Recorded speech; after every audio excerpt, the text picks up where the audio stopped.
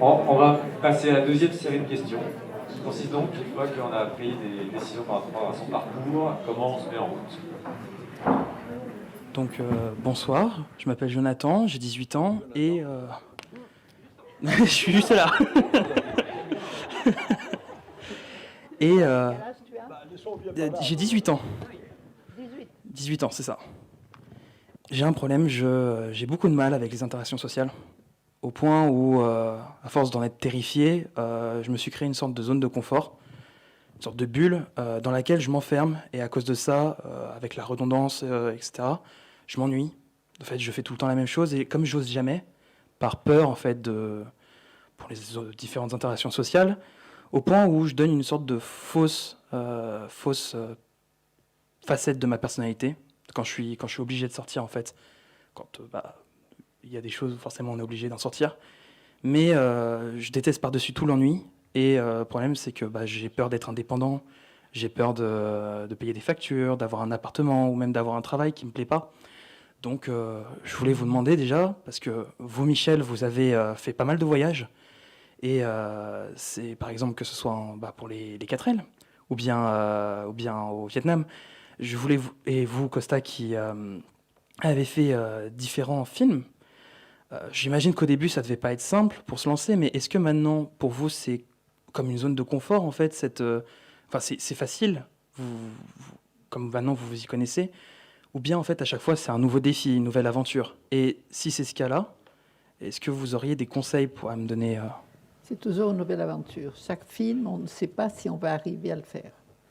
C'est-à-dire que, par exemple, le dernier, Adult in the Room, qui parle de l'Europe, le scénario, ce n'était que des dialogues techniques, économiques, et malgré le nom de Costa, malgré les acteurs, en plus, c'était en anglais quand ils étaient à l'Europe, à Bruxelles, et en grec. Donc il fallait choisir des acteurs grecs pour qu'ils puissent parler et grec et anglais, c'est-à-dire pas d'acteurs internationaux, parce qu'il n'y a aucun acteur international qui parle grec. Donc ça a été très, très difficile et on a pris beaucoup de risques.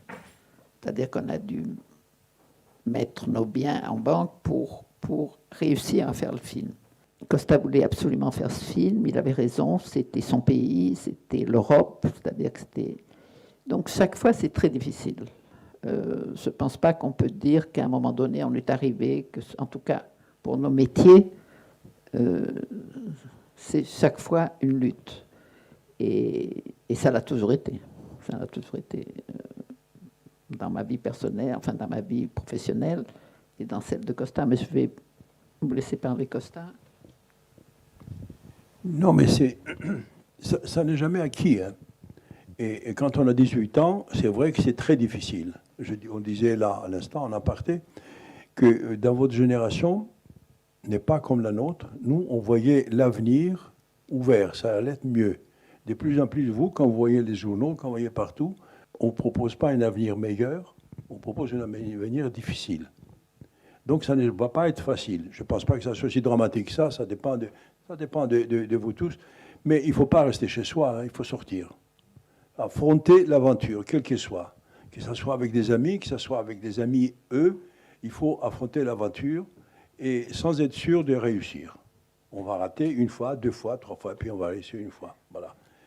Je pense que c'est essentiel d'essayer de connaître aussi les autres, de connaître le monde à travers, je ne sais pas, le cinéma, à travers le théâtre, à travers les réunions comme celle-ci, à travers les lectures aussi. Donc il faut partir dans la course, il ne faut pas attendre dans son coin en disant qu'est-ce que je fais, qu'est-ce qui va se passer, etc. Non, il faut se battre. On est là pour se battre et pour voir comment on peut faire mieux de ce qu'on fait à ce moment-là, mais surtout connaître les autres, avoir une relation avec les autres. On a parlé avec vous tout à l'heure, avoir une relation, voir les autres, les connaître et faire des amis. Et n'est pas ça. Vous êtes d'ailleurs, je vous ai vu tout à l'heure avec Tous Ensemble, c'est un groupe formidable, Tous Ensemble. On a déjeuné tous ensemble, c'était très très bien. Vous voyez. Donc il faut vivre ça, répéter ça en permanence, et c'est comme ça que s'en sort. Et puis essayer aussi de se cultiver. Je pense que la culture est essentielle. Et la culture, quand on parle de la culture, c'est un mot abstrait. Aller au théâtre, c'est de la culture. Lire un livre, c'est de la culture. Écouter des informations dans une chaîne ou dans une radio, des informations qu'il faut choisir. Alors, c'est pas n'importe quoi. C'est vrai qu'il y a beaucoup de n'importe quoi. C'est aussi de la culture. Voilà, ça c'est essentiel. Le mot c'est battre, c'est un mot qui est galvaudé parce qu'on le dit pour tout, mais c'est ça. C'est battre même souvent avec soi-même. C'est-à-dire c'est battre contre soi-même. Et voilà, je ne peux pas continuer à être comme ça. Qu'est-ce que je fais ici? Il faut que je fasse quelque chose. Et ça me paraît essentiel. Personnellement, je l'ai vécu. Je l'ai vécu très tôt. Très, très tôt. Dès que j'ai fini le baccalauréat, comme je l'ai dit déjà, je vais le répéter, je me suis dit, en Grèce, il n'y a rien à faire ici. Voilà. Ce n'est pas le pays qui me propose quoi que ce soit. Qu'est-ce que je fais? C'est vrai, il y a des solutions, hein, souvent. Quand on a des difficultés, bon, c'est dit très bien, moi, je peux devenir fonctionnaire, je peux trouver un poste à la mairie, trouver un poste à la banque. C'est très, très, très honorable. C'est une décision aussi, puisque ça peut être même une passion, si on le fait bien. Mais on peut aussi avoir des envies plus larges. Voilà. Il faut choisir à un moment donné. Mais ne pas attendre que ça vienne tout seul. Ça ne vient jamais tout seul. Et ne pas se dire, quelqu'un a dit, vous avez dit tout à l'heure, qu'il faut que je sois sûr qu'est-ce qui va arriver à l'avenir. Non, on ne peut pas être sûr ce qui va arriver à l'avenir. On ne peut pas être sûr. Pas possible. Si, on est sûr, comme je disais tout à l'heure, quand on devient fonctionnaire, quand on est employé des banques, voilà, on est sûr, et je le répète, c'est très, très, très, très respectable, mais il faut l'accepter comme ça. Là, on est sûr, on fera un avancement, on aura un autre avancement, et puis on aura la retraite, voilà. Mais si on pense qu'on veut vivre une aventure dans la vie différente, l'armée, c'est une aventure. Voilà. Eh bien, il faut aller dans ce sens-là. Et surtout, ne pas rester chez soi. Mais tu as fait quand même le pas de faire cette année civique. On est allé te chercher, c'est toi qui... Comment ça s'est passé? En fait, je stagnais. Je stagnais. Oui. Je bougeais pas, pour être honnête. Oui. Et c'est un proche à moi qui m'a proposé un service civique. Et je me suis lancé dedans après avoir vu le site et pour essayer quand même de faire quelque chose. Et tu penses que ça t'a apporté quelque chose cette Bien année? sûr. Oui. Bien sûr. Par exemple, je sais déjà... avant, je savais même pas ce que je voulais faire. Je n'osais pas. Et maintenant, je me suis inscrit dans une école de développement. Donc, déjà...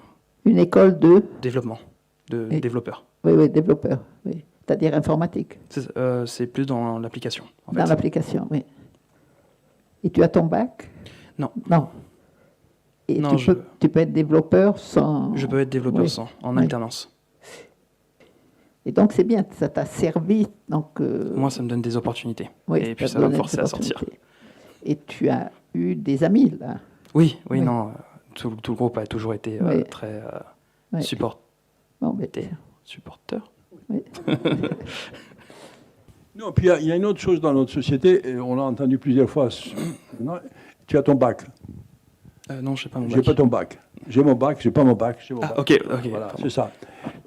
J'étais pas un bon élève. Il y a même des gens qui se vantent beaucoup. J'étais un très mauvais élève, mais j'ai réussi. Voilà. C'est pas non plus une bonne chose à dire. Ça fait mauvais exemple, n'est-ce pas? C'est pas un avantage. Je pense que il y a cette difficulté dans la vie. On n'arrive pas à avoir son bac. Très bien. On n'arrive pas. Hein, c'est pas. Mais ça ne veut pas dire que la vie s'arrête là. Ça ne veut pas dire aussi que parce qu'on a été mauvais élève, on va automatiquement réussir. Moi, je connais bien des mauvais élèves qui n'ont rien réussi du tout dans leur vie. Enfin, il ne faut pas s'en vanter non plus. Comme les premiers des classes que j'ai vus, moi, dans ma vie, pas forcément, ils n'ont pas fait de belles carrières non plus. Voilà. Ça veut dire qu'on vit dans des clichés. Bon, le bac, il est ce qu'il est, mais d'ailleurs, il s'affaiblit de plus en plus. Et je pense qu'il y a plein de gens qui n'ont pas eu leur bac, qui ont très bien réussi dans la vie. Bon, je pense que tu le dis là. Tu as une voie, tu verras. Ça va marcher ou ça ne va pas marcher. Si ça ne marche pas, tu chercheras autre chose. Parce qu'à 18 ans, on a le temps. Hein. Bon, j'ai vu des gens changer à 40, 45 ans. J'avais un ami américain, c'était mon agent. Il était à Paris, il m'a dit, je pars vite. Il avait 60 ans. je pars vite parce que mon père, 82 ans, il change de métier.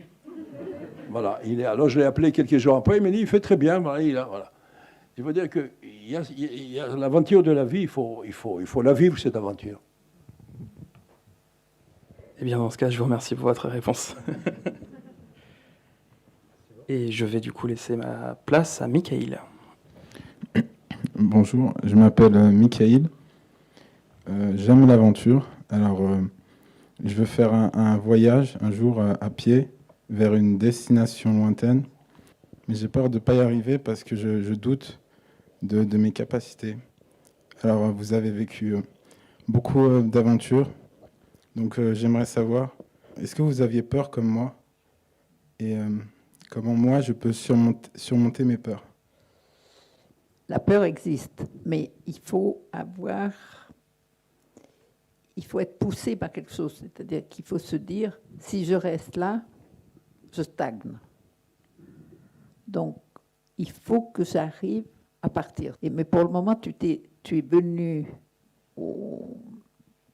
tu fais ton service civique. Pourquoi tu es rentré comment? C'est toi qui as décidé? Comment tu as connu? Je ne pouvais pas entrer à l'université cette année, alors j'ai fait un service civique. Tu as ton bac, toi? Oui, j'ai mon bac. Oui, un bac quoi? Bac S. Tu as quel âge? 21 ans. 21 ans. Donc, tu l'as passé à quel âge, ton bac? 18 ans. 18 ans. Donc, depuis 3 ans, tu fais quoi? J'essaie d'entrer à l'université, mais j'ai arrêté au bout d'un moment. Et tu voulais faire quoi à l'université? Étudier, avoir un master, avoir un doctorat. Mais sur quoi? La biologie. Et tu n'y es pas arrivé? Ouais, j'ai abandonné la première année. Et tu estimes que cette année, ça t'a apporté quelque chose? Oui, me sociabiliser, faire des projets. C'est-à-dire qu'à la fin de la semaine ou à la fin du mois, tu vas finir. Et donc, tu as un projet pour l'année prochaine? Oui, je vais retourner à l'université pour reprendre où j'ai abandonné. Oui.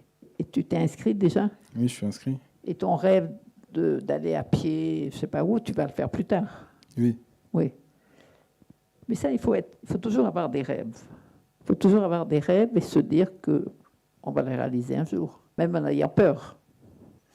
La peur est aussi... la peur, c'est avoir trop d'imagination. Mais c'est bien l'imagination, tandis que si tu es un mur, évidemment, tu n'as pas peur. Non, mais il faut continuer tes études, et puis un jour, tu pourras peut-être partir. Mais en ayant un métier, déjà, tu as une porte de sortie, tu peux revenir.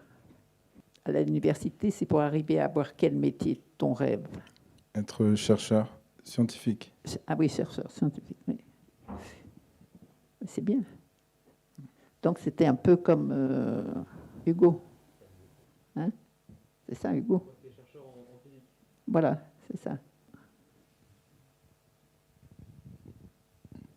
Non, c'est des beaux projets. Hein. Je trouve un peu, puisqu'on a entendu, une sorte de peur ou de plonger, d'y aller, voilà, à l'université. C'est-à-dire, voilà, j'essaye 1 ou 2 ans, je fais faire de la biologie, j'essaye, et puis ça marche pas. Voilà. Et puis ça ne marche pas, j'ai fait autre chose. J'ai fait le tour du monde à pied, ou du tour de, je sais pas moi, de la France à pied ou en vélo.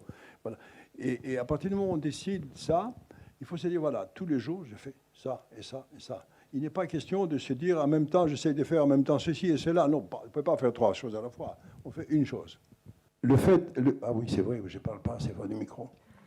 Le fait d'avoir un projet et de se dire en même temps, non, il y a ça aussi, on s'y perd. On s'y perd en soi-même. Et on ne s'y retrouve pas.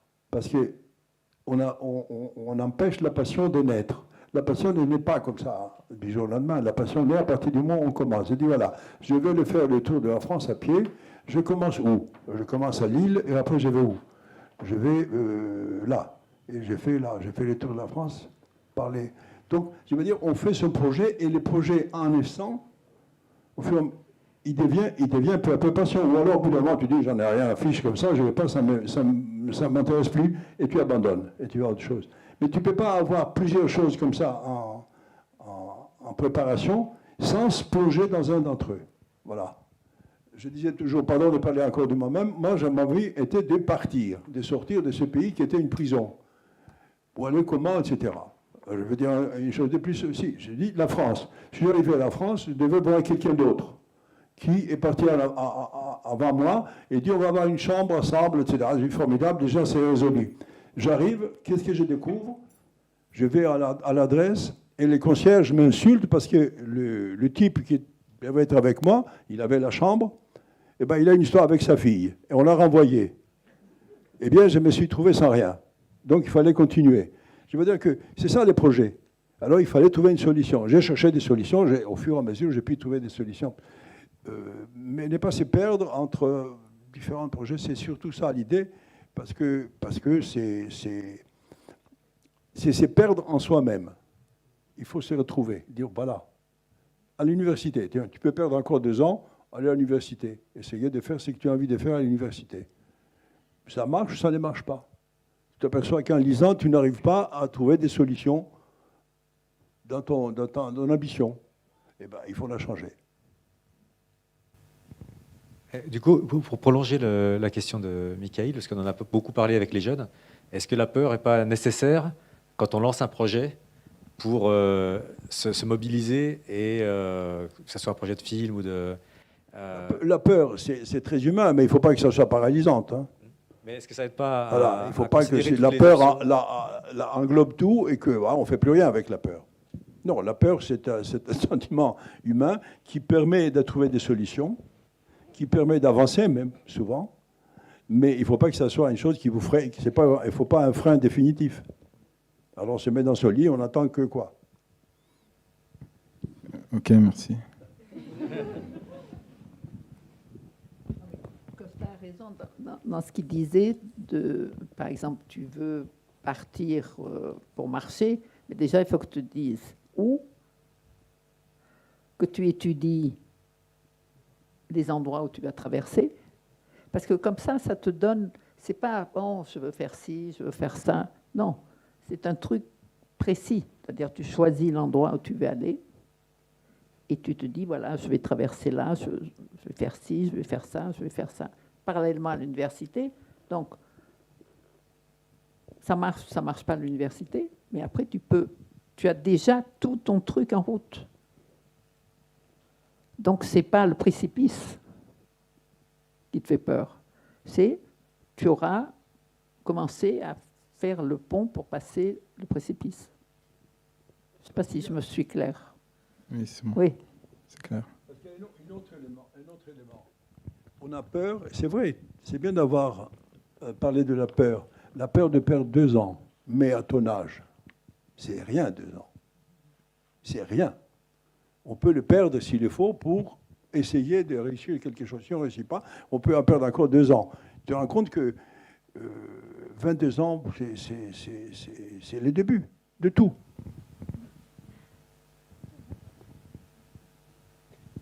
Bon. Alors. Du coup, il y a une fleur là, je ne vais pas la pousser, ouais. Elle va tomber. Non. Bonjour, du coup, moi c'est Léna. J'ai habité 20 ans dans le sud, dans la région marseillaise, et je suis venue pour le service civique donc à Lyon. 24 ans. J'ai quitté donc ma famille, mes amis dans la région marseillaise pour venir ici dans le sud. Et pourquoi tu as choisi ici? Parce qu'il n'y a pas la même chose à Marseille? Pas parce que j'étais pas très bien entourée, mais ça fera justement, j'en parlerai certainement dans ma deuxième question. Du coup, en fait, à de nombreuses reprises, j'ai eu des envies, des projets, mais la peur de me décevoir et de ne pas être à la hauteur de mes attentes prenait le dessus, ce qui fait que je ne me lançais pas dans mes projets.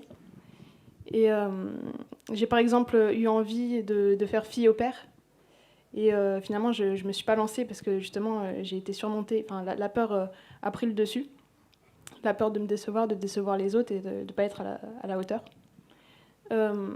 Après le bac, j'ai passé 2 ans sans trop savoir quoi faire. Clairement, j'ai quasiment rien fait. Et pourtant, justement, j'avais des projets, des idées, mais je les ai pas. Je me suis jamais lancée. Et je vois un rapport avec votre carrière parce que, en tout cas, pas vraiment avec votre carrière, mais avec votre passé. parce que vous avez su prendre des risques, notamment vous, Costa, quand vous êtes parti d'Athènes pour venir à Paris, sans connaître personne, sans logement, sans argent. Et vous aussi, Michel, quand vous êtes parti très jeune, vous avez quitté le nid familial très très jeune, je crois à 16 ans, pour aller en Afrique. Et du coup, ma question, c'est quel a été le déclic qui a fait que vous avez su que vous étiez capable?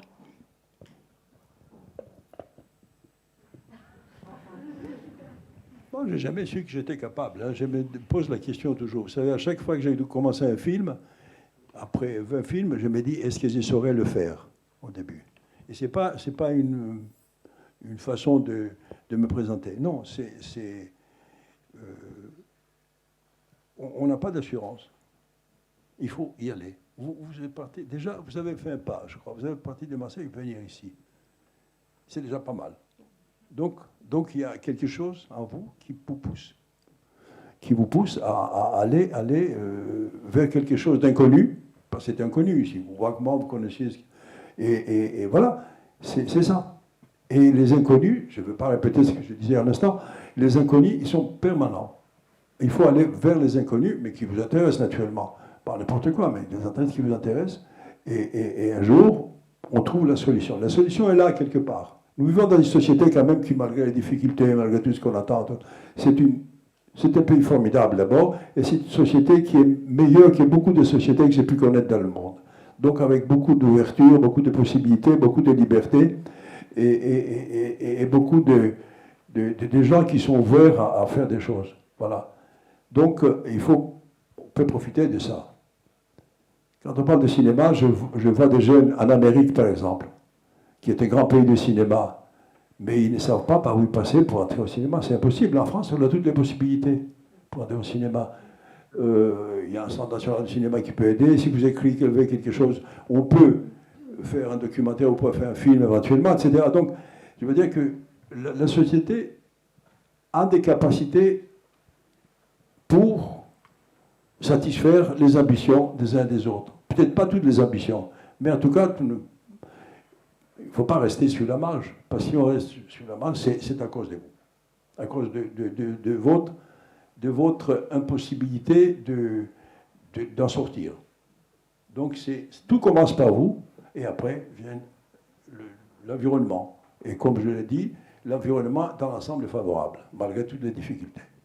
Vous avez déjà fait le premier pas en venant à Lyon. Oui, justement. Hein? Je connaissais pas grand monde à Lyon. Enfin, je connaissais que ma sœur, et donc j'ai débarqué vraiment sans connaître personne, j'ai senti que je prenais un risque parce que j'ai quitté tous mes amis, toute ma famille. Et donc du coup, oui, c'était un premier pas dans la fin de l'inertie justement que j'ai passé sans trop savoir quoi faire. Et voilà, c'est peut-être le début d'une avancée dans ce domaine. Mais après, voilà, je me demandais si vous aviez eu un jour ressenti ce moment d'inertie, ce moment où vous n'arriviez plus à avancer parce que vous aviez peur d'échouer.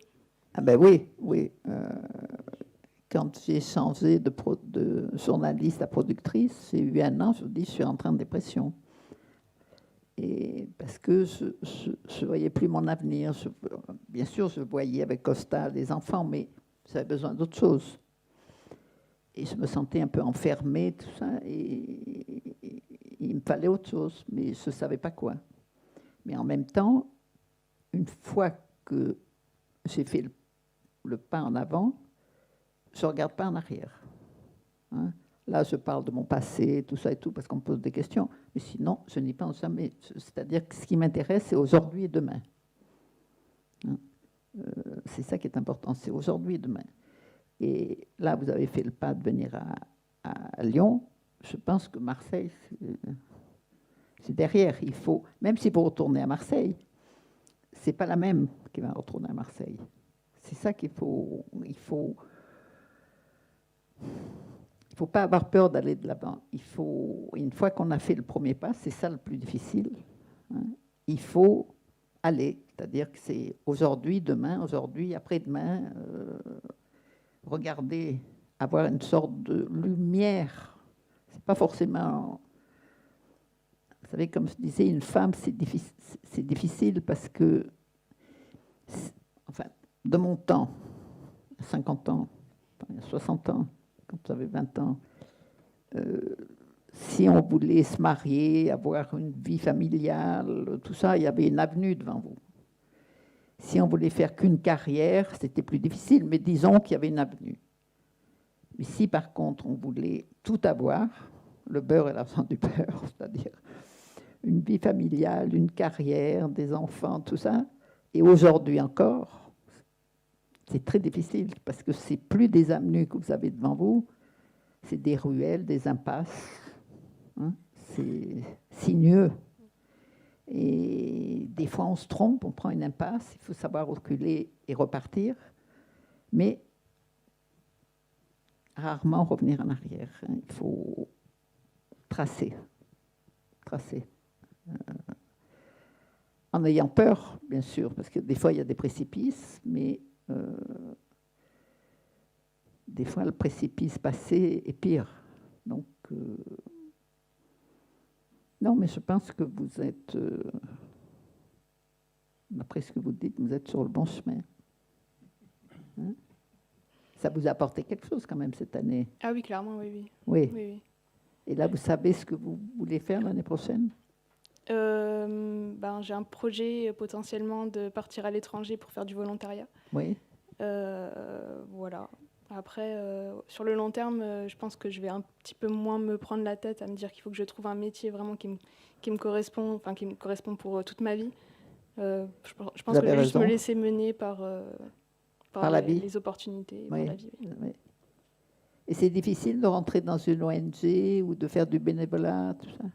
Je ne sais pas vraiment parce que je vais commencer à chercher. J'ai un petit peu commencé à chercher, mais là, je vais commencer à chercher après justement le service civique. Mais, bien sûr. J'ai quelques contacts, j'ai récupéré quelques contacts Oui. et quelques sites, donc voilà. Mais je ne sais pas du tout. D'accord, merci beaucoup. Je laisse la parole à Charline, du coup. Du coup, bonsoir. Je m'appelle Charlène et du coup, j'ai 22 ans. Est-ce que je dois vous dire ce que je fais de ma vie avant ou je peux entamer directement sur ma question? Bon, autant commencer. Hein. En fait, à la base, je voulais poser ma question. Enfin, je pensais que ma question serait plus propice à vous, Michel. Mais en fait, je pense que elle peut être utile et bénéfique. Je pense que vos réponses à vous deux, en fait, peuvent être bénéfiques. Je vais tout de même la poser comme je l'avais imaginée et écrite. Mais vos deux réponses m'intéressent, forcément. Alors, du coup, c'est... Hop là. Voilà. Donc, c'est donc une question plutôt au niveau de tempérament et ordre social. Donc, j'ai un tempérament, un caractère qui est assez direct, spontané et très, très franc. Et j'ai beaucoup d'émotions très fortes, qu'elles soient positives comme négatives. Et en fait, ça m'a assez souvent porté préjudice, dans le sens où j'ai pu beaucoup avoir de réflexions comme quoi j'étais trop directe, froide ou même indifférente, enfin, du moins que j'avais l'air indifférente aux situations qui pouvaient se passer devant moi ou méchante dans ma façon de dire les choses, en fait. Et ça m'a beaucoup blessée parce qu'en fait, c'était pas mon but. Et du coup, j'en ai quand même pas mal souffert parce que, en fait, j'avais pas l'impression d'être comprise par mes interlocuteurs ou mes proches. Et j'avais aussi, du coup, cette sensation de comment j'ai pu l'écrire, parce que c'était quand même, j'y ai bien réfléchi. En fait, je constatais que les gens qui m'entouraient ou avec qui je pouvais des fois converser avaient quand même une idée préconçue de mon caractère ou de comment j'allais réagir à des situations ou à des discussions par rapport à ce tempérament qui est assez fort. Et du coup, en fait, j'ai aussi le sentiment que j'ai le droit, en fait, d'être extrêmement heureuse ou joyeuse, mais que j'ai pas la possibilité d'être avec la même intensité en colère ou malheureuse. Et je trouve ça, du coup, très compliqué à gérer parce que je vis la même intensité sur autant mes joies que mes colères. Et donc, malgré tout, ça fait plusieurs années que je travaille dessus parce que je me suis dit que c'était quand même très important. Et en fait, j'ai l'impression que c'est jamais suffisant. Et donc, je m'étais dit, en voyant votre parcours, Michel, et puis aussi Costa, mais du coup, j'avais l'impression, vu qu'à la base, ma question était un peu plus pour vous, Michel, que vous aviez un tempérament assez aventureux et de battante, même si au fil des discussions qu'on a pu avoir, vous nous avez dit peut-être que vous étiez moins sûr de vous ou que ça n'a pas toujours été le cas, mais du moins c'est moi l'impression que j'en avais et que, comme j'ai pu le dire, même au niveau des époques, vous avez fait beaucoup de choses qui n'étaient pas simples. Ça, comme vous nous l'avez dit, il y a eu des périodes de doute et ça n'a pas dû être aisé. Pour autant, je me demandais comment vous avez fait du coup pour rester vous-même, et du coup, je pense tous les deux au fil de vos vies. Comment avez-vous fait pour rester vous-même, garder votre tempérament qui me paraissait du moins fort et du coup plein d'énergie? Et avez-vous dû faire des compromis qui ont remis en question votre façon d'être? Voilà.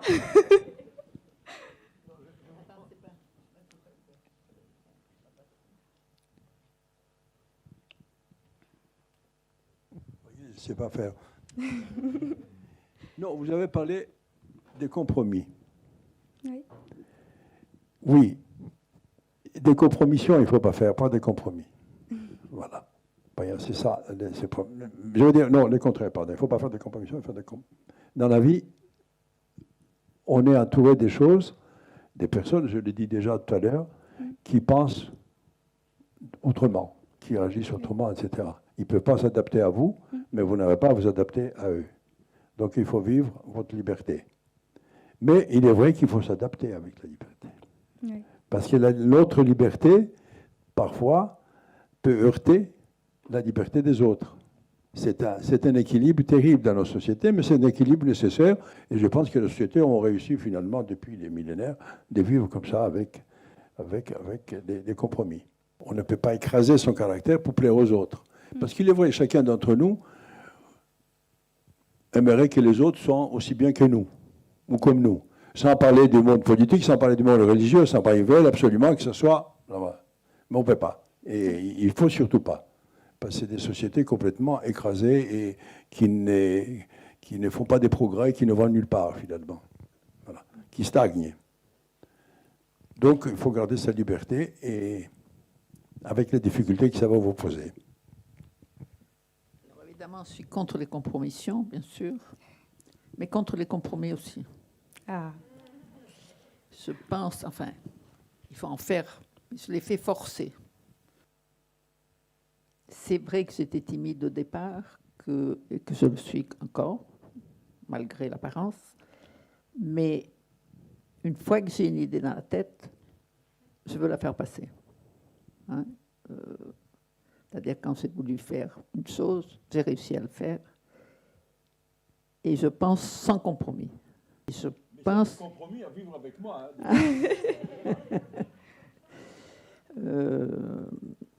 Oui, la VE à deux, c'est un peu un compromis.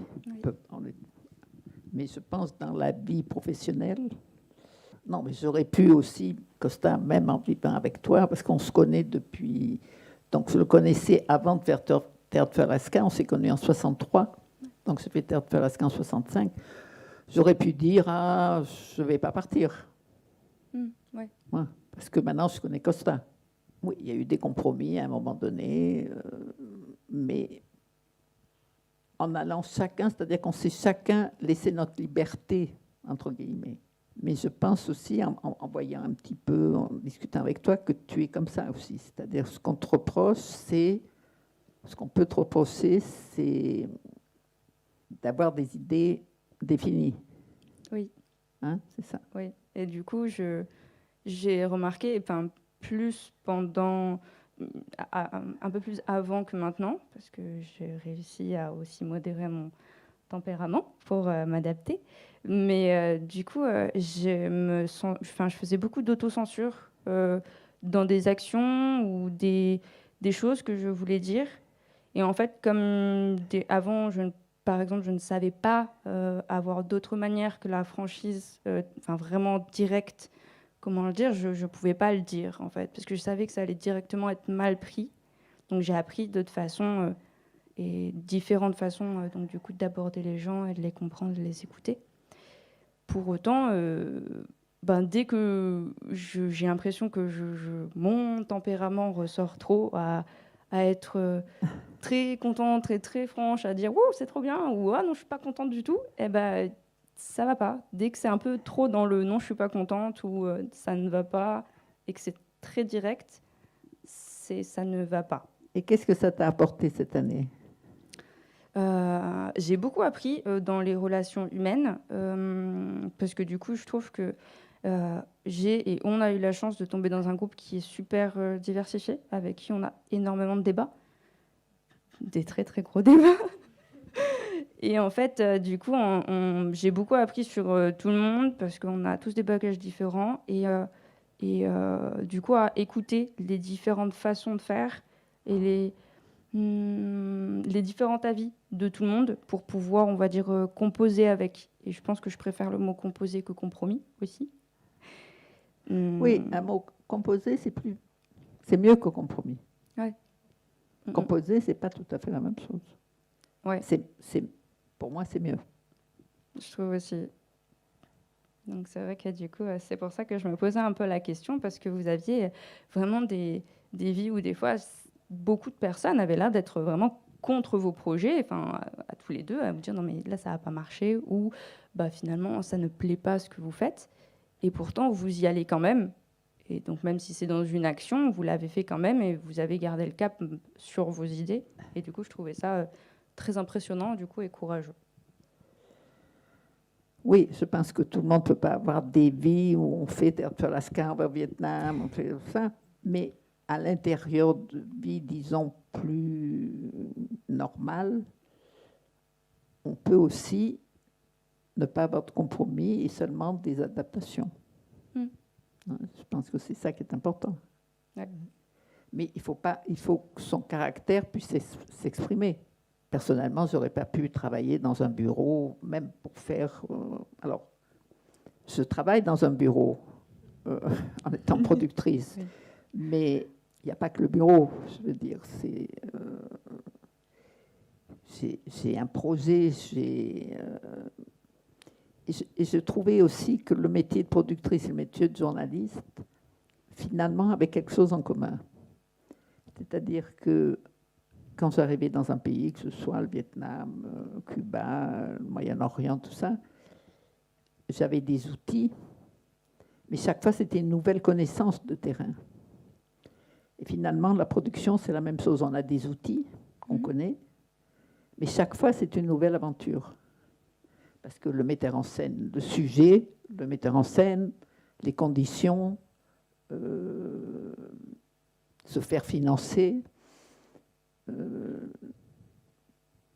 Quand on tourne, alors c'est aussi le type de sujet de film que je fais, parce que quand on tourne dans un pays comme l'Algérie, on a contact, comme quand j'étais journaliste, on a contact avec la population, parce que on ne tourne pas dans une pièce, sinon on ne tournerait pas en Algérie. Oui. Donc on a contact avec d'abord une équipe mixte algérienne, avec des figurants, avec des acteurs, avec la population. Donc c'est là où je dis qu'il y a des similitudes. Finalement, mon second métier a à voir avec le journalisme aussi, puisque, comme je dis, j'ai des outils, c'est-à-dire que je connais comment il faut faire, mais chaque fois, c'est une aventure différente, totalement. Et donc, du coup, vous mettez un peu de vous dans vos aventures pour que ça puisse prendre quand même une direction. Oui, parce que il faut un coup de cœur pour le sujet et pour le metteur en scène qui va le porter, ce sujet. Donc, c'est effectivement, parce que quand on choisit un sujet, un film, on l'a pendant le temps de la préparation, du financement, du tournage, de la post-production, et après, pendant toute la vie, parce qu'on le voit, ça vous suit. C'est comme les enfants. Une fois qu'on a fait un enfant, une fois qu'on a fait un film, il est là. Ouais. Hein, il est là. Même 50 ans après. Il est toujours là. Hein, voilà. Aujourd'hui, Z est toujours là. On peut voir les défauts. On peut voir, on se rappelle des choses, des souvenirs. Un peu comme les enfants. Hein, comme Costa disait tout à l'heure, je crois, en aparté, quelqu'un qui lui demandait quel film on pouvait, je crois que c'était au Disney, Oui, quel film c'est on ça, pouvait préférer. Et Costa, on répond toujours, aussi bien Costa que moi, que c'est un peu comme les enfants. Et ceux qui ont le plus de difficultés, c'est peut-être ceux auxquels on est le plus attaché, mais oui, auxquels on fait un peu plus attention, qui nous a touché le plus. Après, un enfant qui va sans problème, tout ça et tout, ça ne veut pas dire qu'on ne l'aime pas. Non. Mais, alors évidemment, on a vécu assez longtemps, on a fait des choses assez jeunes pour voir pendant 50, 60 ans. Hein, mais voilà. D'accord. En tout cas, merci pour votre franchise. Merci. Du coup. Je me permets une petite question pour prolonger la question de Oui. Charlène. Je pense que j'ai lu que vous aviez mis Harvey Weinstein en dehors d'une salle de projection pendant une projection d'un film de Costa. Il me semble avoir lu dans votre livre, parce qu'il était sans arrêt sur son téléphone. Et je voulais savoir si justement votre tempérament un peu... Ah, pardon. Oui, je disais, il me semble avoir lu dans le livre de Costa que vous aviez mis dehors Harvey Weinstein d'une projection... Oui. Et du coup, je me disais que vous avez quand même un caractère qui reste fort, même Oui, aujourd'hui. c'est-à-dire que pour Amen, qui était produit par Pathé, enfin, Pathé avait mis de l'argent, Jérôme Sédou avait fait venir en projection spéciale un week-end Hervé Weinstein pour acheter pour l'Amérique, parce que le film n'était pas vendu, et Astérix, je ne sais plus lequel, et Amen. Et la projection était rue François 1er, dans une salle de projection privée, qui était dans un sous-sol, et où les portables ne passaient pas. Alors, je ne sais pas si c'était voulu par Pathé, ou... Enfin, toujours est-il que les portables ne passaient pas. Il fallait monter au rez-de-chaussée. Donc, on fait la projection. C'était une salle de projection privée de, je sais pas, 100 personnes à peu près, 80, 90. Il n'y avait pas seulement Weinstein, il y avait distributeur suisse qui venait le voir. Il y avait aussi, qui a fait l'affiche, comment il s'appelle celui qui a fait l'affiche. J'ai un trou là, c'est Alzheimer, je crois. Hein? Oui, c'est le photographe qui faisait les campagnes de Benetton. Hein? C'est le photographe qui faisait les campagnes de Benetton, Oui, United Colors exactement. of Benetton. Voilà. Olivero Toscani. Donc, c'est terrible parce que c'est un ami en plus. Donc, il y avait Olivero qui venait voir pour faire l'affiche, tout ça. Et Weinstein était au fond, entouré de 2 assistants. Et il y avait un assistant qui prenait les coups de téléphone et qui rentrait sans arrêt, et qui disait sûrement à Weinstein qui avait téléphoné, les problèmes, donc il rentrait, il ressortait. À un moment donné, je commençais déjà sur mon fauteuil à vraiment commencer à m'énerver, faire comme ça du pied. Et puis à un moment, après la 5e ou 6e fois, Weinstein s'est levé, c'est-à-dire qu'il devait vouloir répondre. Donc je me suis levée comme un marsipulami. Je suis sortie de la salle à leur suite et je leur ai dit, maintenant, je vous interdis de rentrer. Donc lui était déjà un peu plus loin. Son assistante s'est retournée en me disant, vous savez avec qui vous parlez? Je dis oui, M. Weinstein. Mais que ce soit Weinstein ou le pape, personne ne rentre dans cette salle. Je vous l'interdis, ne redescendez pas. Je suis rentrée. À la suite de quoi, évidemment, il n'a pas acheté le film, hein, bien sûr. Mais quand la lumière s'est allumée, Oliviero Toscani a dit, allez Michel, on va prendre le champagne parce qu'il y a seulement toi qui peux mettre Weinstein à la porte. Alors, ensuite, une fois que ma colère est passée, je me suis dit, oh là là, lundi, qu'est-ce que ça va, je vais entendre s'épater parce que quand même, j'ai empêché la vente. Ils étaient tous contents parce que tous contents ce qu'ils auraient voulu faire et que jamais ils avaient osé faire. Et c'était voilà.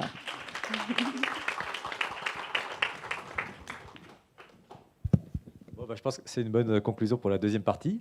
Et on fait une très petite pause, parce qu'on Oui. n'est pas en avance, pour attaquer la dernière partie. D'accord. Voilà. Et la dernière partie, c'est avec qui alors? On va changer. D'accord. On va changer de nouveau le plateau. D'accord. Voilà. Il y aura Il six y aura 6 questions. questions. D'accord.